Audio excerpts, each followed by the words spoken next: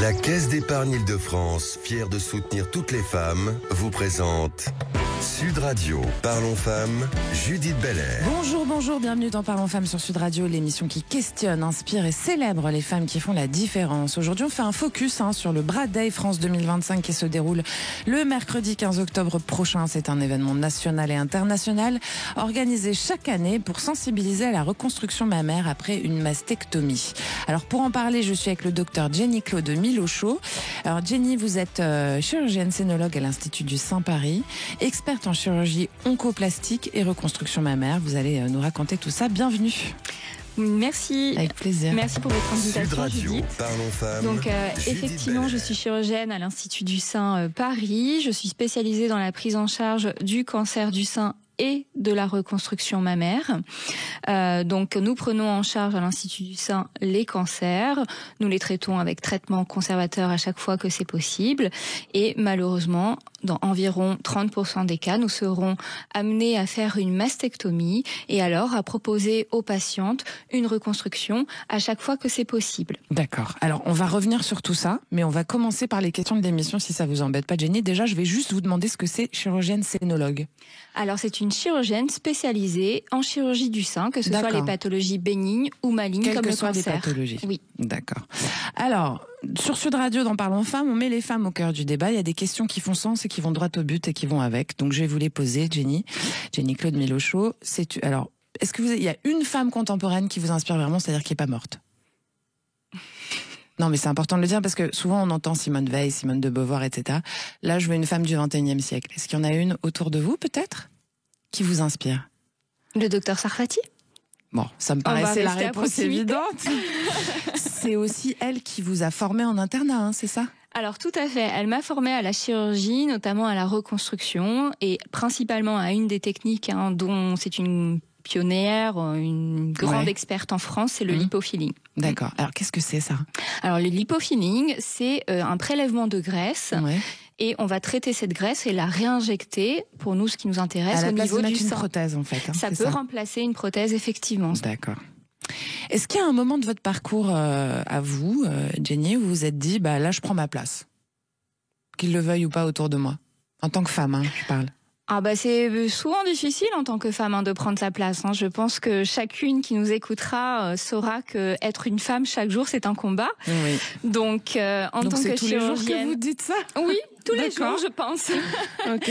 Je pense qu'être une femme en tant que femme, être une femme en tant qu'épouse, être une maman et être de surcroît une chirurgienne, c'est tous les jours un combat.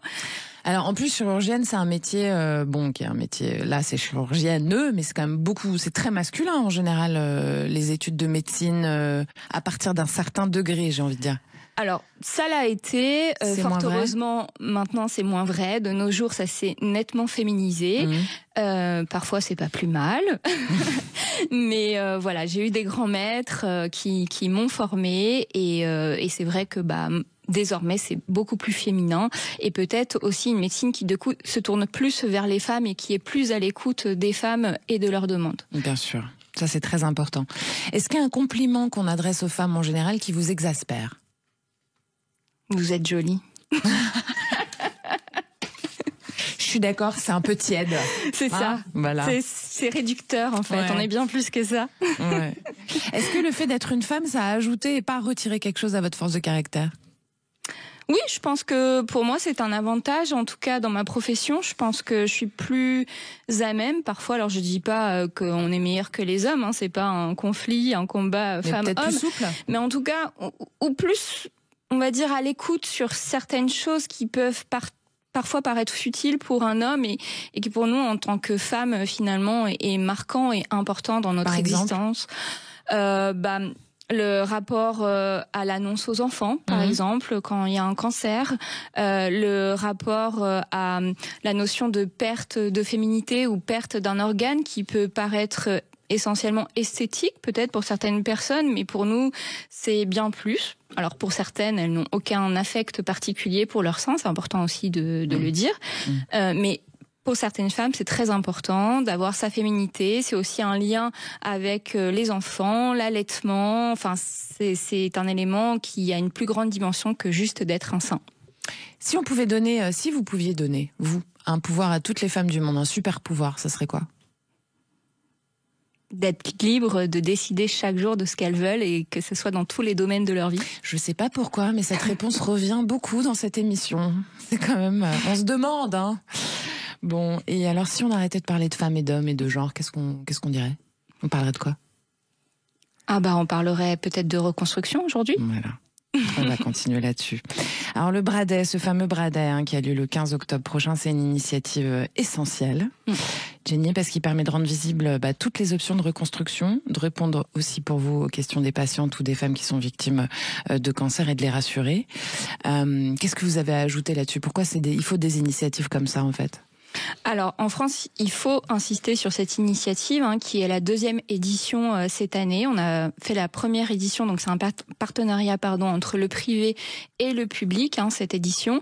Donc la première édition a eu lieu en 2024, c'est la 2e édition. Bradet, c'est pour Breast Reconstruction Awareness. Et BRA, ça veut aussi dire soutien-gorge en anglais. Voilà. Donc c'est le 3e mercredi du mois d'octobre. Ça s'intègre dans Octobre Rose. Octobre Rose, c'est le mois où on se vêtit de rose. C'est la prévention, le dépistage pour le cancer du sein. Vous êtes dans une espèce de violet rouge fuchsia, là, on ne sait pas très bien.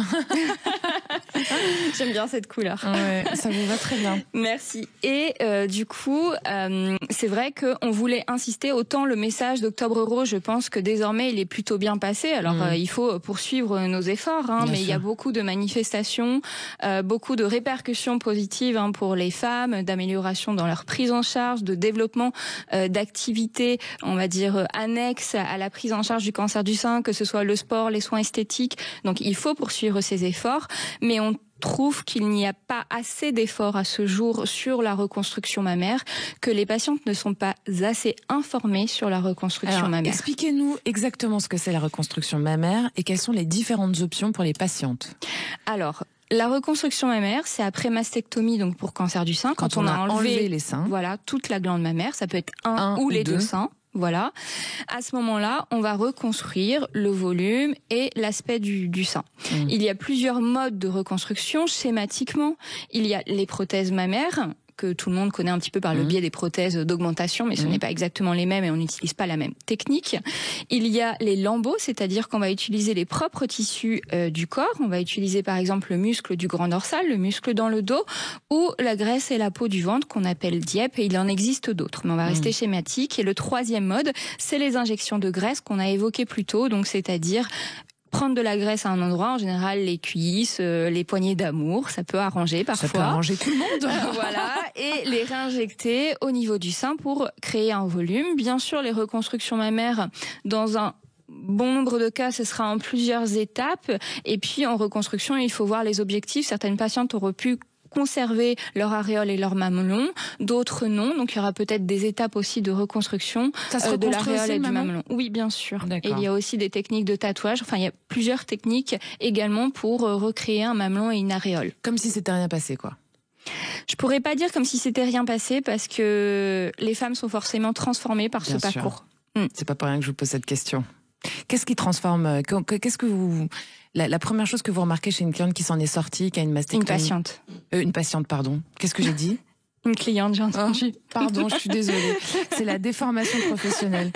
Une patiente qui s'en est sortie, qui a fait sa reconstruction mammaire après une mastectomie, qui n'a plus de cancer et qui donc est passée de l'autre côté, donc qui est plus dans le soin, qui est dans la guérison. Qu'est-ce qui est de différent entre l'avant et l'après ? Je pense que le cancer, comme toutes les épreuves dans la vie, c'est un moment un peu de bilan pour les femmes. C'est-à-dire, est-ce que je suis bien accompagnée dans ma vie ? Est-ce que mes relations aux autres sont dans l'échange, le respect ? Est-ce que je leur apporte des choses ? Est-ce qu'ils m'apportent des choses ? Est-ce que mon travail me plaît finalement tant que ça ? Je pense que c'est une période de vraie remise en question. Où on se recentre sur soi et sur ce qui est important pour nous. Donc c'est vrai que les femmes, il y a l'après-cancer où c'est assez régulier, où mes patientes me confient qu'elles vont avoir changé de travail, parfois changé de mari. C'est pas un conseil du tout, mais ça arrive. On fait ce qu'on veut. On fait ce qu'on veut, mais en tout cas, voilà. Elles ont fait le bilan sur leur situation sentimentale, professionnelle. Elles ont parfois aussi juste décidé, par exemple, de déménager, de changer de mode de vie. En tout cas, on se recentre sur ses vrais besoins. Et donc aussi, elles se tournent vers les autres. Ouais. Elles se tournent énormément vers les autres. Et ça, c'est extrêmement important. J'ai beaucoup de patientes qui s'investissent dans les associations, qui aident d'autres patientes. Donc, je pense pour partager que, aussi ce qu'elles ont vécu. Et ce qu'on remarque finalement, dans ce que vous dites, c'est que finalement, ça c'est vrai dans la vie en général, une expérience difficile, elle est censée vous transformer et vous faire grandir finalement. Donc c'est comme ça que ça doit être pris aussi. Tout à fait. Parce que s'il y a des femmes par exemple qui nous écoutent, qui ont un cancer du sein en ce moment et qui sont en soins ou qui vont passer par une mastectomie, il faut qu'elles entendent ça. C'est important de leur mettre ce message dans la tête. Oui, effectivement, le cancer, il y a une période très difficile, la période des traitements, et après, il y a l'après-cancer. Alors qui peut être difficile aussi pour certaines patientes, parce que parfois, quand on a une épreuve, le fait de regarder aussi par quoi on est passé, parce qu'au début, on est pris dans les soins, on a les rendez-vous médicaux, on est un peu guidé. L'après-cancer, parfois, on a une petite sensation d'abandon thérapeutique, c'est-à-dire qu'on n'est plus guidé par les rendez-vous. Et donc, il y a certaines patientes pour qui ça peut être compliqué, cette perte. Ce qu'on appelle une redescente, quoi, en fait. Voilà, c'est un peu une redescente. Donc, c'est pas facile pour toutes, mais il y en a d'autres qui, effectivement, remontent, entre guillemets, la pente, on va dire peut-être plus rapidement, qui se recentrent sur elles et il en émerge de cet événement, on va dire, négatif, finalement, du positif. Eh bien, c'est sur Sud Radio Parlons Femmes, vous aurez compris qu'on parle vrai aujourd'hui, et comme tous les samedis d'ailleurs. Restez avec nous, on revient dans un instant avec le docteur Jenny-Claude Milochaud, qui est chirurgienne scénologue à l'Institut du Sein Paris, experte en chirurgie oncoplastique et reconstruction mammaire, et puis on parle du Bradet évidemment, très important, vous notez dans vos agendas, c'est mercredi 15 octobre prochain, et puis restez avec nous, à tout de suite.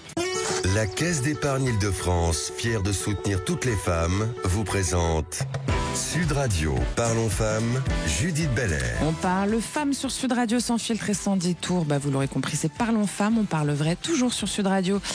Avec le docteur aujourd'hui, Jenny-Claude Milochaud, chirurgienne scénologue à l'Institut du Sein Paris, experte en chirurgie oncoplastique et reconstruction mammaire. Je l'ai bien descendu à chaque fois, je suis contente, parce que faut reprendre son souffle. C'est parfait. Voilà.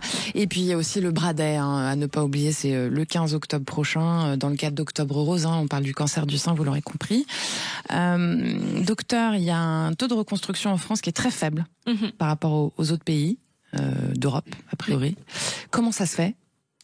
Alors, il faut savoir qu'en France, on a à peu près 60 000 cancers du sein par an. On a environ 20 000 mastectomies et environ, schématique, 30% des patientes qui vont se faire reconstruire, ce qui correspond à peu près à 8 000 patientes par an. Ça veut dire que c'est vraiment un choix ou c'est pourquoi elles ne le font pas les autres ? Alors, la plupart du temps, c'est par manque d'information. D'accord. Effectivement, d'où le Bradet. Toutes n'ont pas été informées sur les possibilités de reconstruction, parce qu'il faut savoir qu'en reconstruction, il y a deux versants aussi. Il y a le versant reconstruction mammaire immédiate, c'est-à-dire le jour de la mastectomie, et il y a les reconstructions différées, c'est-à-dire plus tard. On fait d'abord la mastectomie, on cicatrise et on fait une reconstruction secondairement. Il y a beaucoup de patientes qui n'ont pas été informées qu'il y avait des possibilités de reconstruction mammaire immédiate, par exemple, et qui arrivent à notre consultation. Comment ça se fait ? Alors, comment ça se fait ? Je pense qu'il y a le médecin qui enlève le sein, il doit le dire normalement tout de suite, quoi. Enfin, je sais pas, ça paraît logique, mais il y a pas assez de médecins en France formés à la reconstruction mammaire. Il y a une vraie disparité, je pense aussi, sur le territoire. Qu'est-ce qu'ils font ? Ils vous les envoient alors ? Parfois, oui. Ou c'est aussi régulièrement les patientes qui se sont renseignées et qui ont été chercher. Il ne faut pas hésiter à prendre son téléphone et aller regarder. Voilà. Mesdames, je vous le dis, Institut du Sein à Paris, c'est très important. Voilà, l'Institut du Sein Paris, oui. Effectivement, il y a à peu près 30-40% des patientes qui ont fait une reconstruction qui ont trouvé par elles-mêmes l'information. C'est incroyable. C'est incroyable que ça soit pas le docteur lui-même ou le médecin, le chirurgien qui intervient, qui le dise. Il y a aussi les femmes qui hésitent ou qui craignent cette reconstruction, ça peut arriver. Qu'est-ce que vous avez à leur dire à celle-là ? Finalement, elle risque rien parce que aujourd'hui, il y a une amélioration énorme de la sécurité et de l'esthétique et finalement, ça devient presque une opération lambda, en tout cas comme une opération esthétique. Alors, non, c'est quand même très différent et je pense qu'il ne faut pas dire vous ne craignez rien. C'est pas ça le message du Bradet. Le message du Bradet, c'est d'informer sur les différents modes de reconstruction. de voir ses patientes. C'est pour ça qu'on propose des visioconsultations. Je ne sais pas si on en parlera plus tard. Oui, allez-y, expliquez. On propose des visioconsultations pour que toutes les femmes, où que vous soyez, vous ayez accès à une consultation avec un spécialiste en reconstruction mammaire. Il y a des médecins donc du privé et du public. On représente les villes de Marseille, Strasbourg, Lyon, Paris. Donc il y a quand même le choix.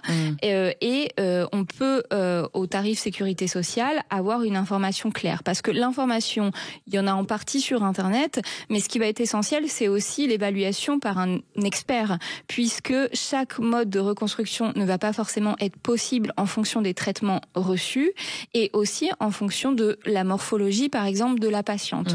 Donc, il faut effectivement peut-être... C'est pas possible sur tout le monde, c'est ça que vous voulez dire aussi. C'est pas forcément... chaque technique n'est pas possible pour toutes les femmes. Est-ce que toutes les femmes qui ont une mastectomie peuvent se faire reconstruire, quel que soit le type de... La très grande majorité. Je vais pas dire 100%, parce qu'en médecine, on peut jamais dire 100%, mais la très grande majorité. D'accord, donc tout le monde peut y avoir accès. Oui. Est-ce que ça coûte très cher ? Alors, effectivement, il y a une prise en charge par la sécurité sociale. Il faut avoir une bonne mutuelle, quoi, c'est ça. Il faut, si ça dépend où vous faites prendre en charge aussi, si vous choisissez le secteur public, le secteur privé. Effectivement, il peut y avoir des prises en charge. Voilà. Plus ou moins prises en charge par la mutuelle. Docteur Jenny-Claude Milochaud, qu'est-ce qui vous a conduit, vous, à vous spécialiser dans la chirurgie du sein ? Déjà, je m'étais dédiée aux femmes parce que j'avais décidé de faire de la gynécologie obstétrique. D'accord. Donc j'avais un peu choisi mon camp, je suis désolée. En même temps, en parlant femmes, tout va bien. Voilà. Et après j'ai découvert la chirurgie du sein et en fait c'est par le biais de rencontres et j'ai fini par m'y intéresser, rencontrer le docteur Clough qui a fondé avec le docteur Sarfati l'Institut du sein Paris. C'est comme ça que vous avez fait votre internat avec Anne. Et c'est comme ça que je me suis formée auprès d'eux, effectivement. Alors, internat, c'est après, donc on fait les études de médecine, ensuite on fait un externat. Et ensuite, on fait un internat où on se spécialise, c'est ça ? Alors, on fait d'abord externat, après internat. Ouais. À la fin de mon internat, j'avais terminé mon internat, j'ai décidé de rajouter une année d'études et de me spécialiser auprès du docteur Sarfati et du docteur Clough. Ok, d'accord. Pour vraiment connaître toutes les techniques de pointe, en fait, c'est ça ? Bien sûr. Bien sûr. Qu'est-ce qui vous a motivé justement à rejoindre cette équipe à l'Institut du sein ? Vous en aviez entendu parler avant ? Comment vous êtes arrivé là-bas ? Je pense que j'étais encore très jeune dans mon parcours, donc j'en avais pas forcément, moi, entendu parler. Mais bien sûr, mes confrères un peu plus âgés, eux, en avaient entendu parler, puisque c'est un centre expert et de référence. Et ils m'ont orienté, j'ai rencontré le docteur Clough et maintenant je suis là. Alors, 2 questions un peu techniques. Oui. C'est quoi la différence entre reconstruction immédiate différée et chirurgie oncoplastique ? Alors, la chirurgie oncoplastique, c'est quand on va pouvoir conserver le sein. C'est-à-dire que la taille de la tumeur par rapport à la taille du sein nous permet d'enlever la tumeur en sécurité et de conserver le sein.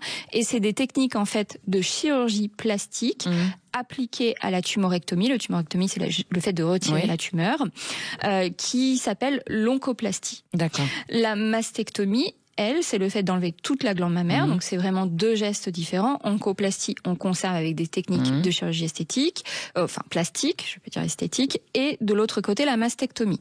Et là, on décide de reconstruire de façon immédiate ou différée, comme vous l'avez dit, en fonction du traitement, c'est ça ? C'est-à-dire qu'on réagit plus ou moins bien ? Il peut y avoir en fonction du traitement et il y a aussi en fonction de la morphologie, en fonction de la taille du sein. On sait qu'on ne pourra pas forcément reconstruire de façon aisée immédiatement certaines poitrines. Si elles sont trop généreuses, par exemple, très généreuses, ça peut nécessiter un temps de réduction aussi, et qu'on n'a pas forcément le temps en cas de cancer. Et le type de cancer, est-ce qu'il est plus ou moins agressif ? Donc, comment vous choisissez la bonne technique adaptée à chaque patiente, du coup ? Alors, en fait, justement, on prend en compte les traitements qu'elle a reçus, son type de cancer, sa morphologie, et puis on va proposer la technique adaptée. Alors, quand je dis la technique, c'est faux. C'est pour certaines patientes, il y aura plusieurs possibilités, plusieurs options de reconstruction. Et c'est là que c'est très important qu'elles soient informées, parce qu'en fait, autant le cancer, on n'a pas le choix vraiment dans les traitements, on suit les recommandations. Mais là, en reconstruction, on reprend un petit peu le pouvoir sur la maladie, sur la liberté qu'on évoquait tout à l'heure, et on peut faire des choix. C'est-à-dire que l'expert va vous dire, il est possible de faire telle ou telle ou telle technique.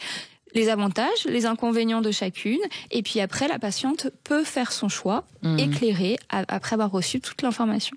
Finalement, ce que vous donnez aux femmes, vous, mis à part les soigner, c'est du bonheur, vous le savez ça, vous en avez conscience, c'est peut-être un peu pour ça aussi que vous avez choisi cette route-là, de voir les sourire quand elles se regardent dans le miroir à nouveau. Bien sûr, je pense que c'est important en tant que chirurgien, en tout cas pour moi, quelque part je sais que le mot va peut-être être dur, mais je les détruis, la mastectomie c'est une forme de mutilation, mais je participe aussi à leur reconstruction. Vous les sauvez en les détruisant, excusez-moi de le dire comme ça, mais c'est vrai. Oui, je participe à leur guérison avec l'ensemble de l'équipe médicale, mais effectivement, on va pouvoir les reconstruire et effectivement, les sourires, les merci, les embrassades, les câlins, c'est génial, quoi. On sait qu'on est utile. Et pour vous, c'est un geste de respiration. J'imagine que dans votre vie en général, c'est un leitmotiv qui fait que tous les matins, vous vous levez avec la volonté, avec le plaisir aussi. Bien sûr, il n'y a aucune rengaine, chaque femme va être différente et on sait qu'on est forcément utile. Donc bien sûr, chaque matin, on se lève avec le plaisir d'aller en consultation, rencontrer de nouvelles patientes, échanger avec celles qu'on connaît déjà ou d'opérer, effectivement, et vous dites de guérir certaines autres lorsque c'est les journées de bloc opératoire. Bien sûr. Est-ce qu'il y a quelque chose que vous auriez envie de transmettre à des jeunes chirurgiens ou chirurgiennes d'ailleurs, scénologues qui commencent? Si c'était les premières, il va rentrer dans le bloc pour la première fois là tout seul, qu'est-ce que vous avez à lui dire ou à lui dire à elle? Je pense qu'il faut se faire confiance. Au début, c'est toujours très dur de se lancer, mais quel que soit le domaine. C'était comment votre première opération, vous vous en souvenez? Sur un sein, je parle. Sur un sein non, je m'en souviens pas. Parce que, vous voyez, c'est pas comme entrer en scène. Non, c'est pas comme entrer en scène parce qu'en fait, l'apprentissage de la chirurgie, c'est vraiment progressif. Donc en fait, on apprend par étapes. Au début, on va peut-être apprendre la suture. Après, on va apprendre à retirer une tumeur. Après, on va apprendre à réparer. Donc en fait, il n'y a pas vraiment de première fois. C'est très progressif. Donc je pense que c'est pour ça que ça ne m'a pas autant marqué. C'était vraiment un apprentissage au fur et à mesure. Mais voilà, il faut se lancer et surtout, il faut se former auprès des personnes compétentes pour après diffuser ces compétences. Parce qu'en France, on a quand même une très bonne expertise en reconstruction mammaire et diffuser partout en France cette connaissance et informer nos patientes. Si vous aviez un soin, mais vous voyez, j'arrête pas de faire des lapsus aujourd'hui, c'est incroyable. Donc non, mais on peut la garder celle-là, mon cher réalisateur. Si vous aviez un souhait aujourd'hui, global, un petit génie comme ça qui arrive et qui vous dit, je réalise votre souhait, ce serait quoi? Mon souhait ou le souhait des femmes? Votre souhait à vous. Mon souhait à moi? Ça peut être un souhait global, ça peut être ce que vous voulez. Je sais pas, éradiquer le cancer du sein sur la planète Terre, par exemple. Bien ce que sûr, vous voulez, quoi. Bien sûr. Non, mais vous avez le droit de souhaiter des trucs, vous savez. Non, en fait, voilà, c'est toujours la perception, je pense, du chirurgien entre ce qui est factuel, vous êtes très cartésien. Voilà. Ouais, les médecins, on les connaît, ils ont du mal à se projeter. C'est ça, c'est un petit peu, mais effectivement, si on pouvait éradiquer le cancer et mieux informer les patientes, oui, ça serait top. Ça serait quoi? Un vaccin pour le cancer du sein, par exemple? Un vaccin. C'est envisageable, ça? Je l'espère. On l'espère tous. Merci beaucoup. J'étais donc avec le docteur Jenny Claude Milochaud. Merci Jenny, vous êtes chirurgienne scénologue à l'Institut du Sein Paris, experte en chirurgie oncoplastique et reconstruction mammaire. Merci d'être venue partager avec nous aujourd'hui. Le Bradet France 2025, ça se déroule le mercredi 15 octobre prochain. C'est un événement national, c'est un événement international. C'est organisé chaque année pour sensibiliser à la reconstruction mammaire après une mastectomie. C'est la 2e édition en France et c'est pendant le mois d'octobre rose. Donc voilà, mesdames, si vous avez besoin d'infos, il y a aussi l'Institut du Sein. Vous n'hésitez pas à aller voir sur leur site internet. Merci à Julien. Oui. Et il y a aussi une page Instagram, oui. Bradet France, sur lesquelles les patientes peuvent se rendre. Les suivre. Voilà. Et il y aura aussi un live organisé le 15 octobre, un mini-marathon de relais de chirurgiens experts, justement, pour répondre aux patientes. Donc, webinar, quoi. Voilà. Donc, faut pas hésiter à se rendre sur ce live. Et comme je vous disais plus tôt, aux consultations qui sont proposées pour un accès aux soins à toutes. Tout à fait. Allez-y, mesdames, n'hésitez pas. Merci, Jane. Merci, docteur Jenny Claude Milochaud. Et puis, merci à Julien qui réalise pour vous aujourd'hui. Je vous embrasse et on se retrouve dès demain, 19h pour cet excellent. Bye bye. Sud Radio, Parlons Femmes, Judith Belair. Avec la Caisse d'épargne Île-de-France, fière de soutenir toutes les femmes.